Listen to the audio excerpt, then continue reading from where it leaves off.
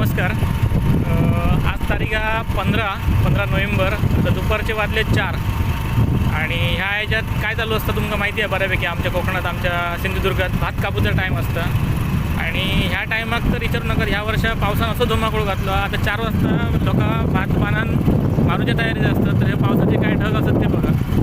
म्हणजे आमच्या कोकणातल्या शेतकऱ्याची काय हालत चालली आहे ना, तिथं तुम्ही विचार करा. आपलं तरी पण आमचं कोकणातलं शेतकरी रडणारो नाही असा की आमका शेतीचं नुकसान झालं, आमका भरपाई होई, असं होया तसं होया. ह्या शेतकरी आमचं कधीच करणार नाही.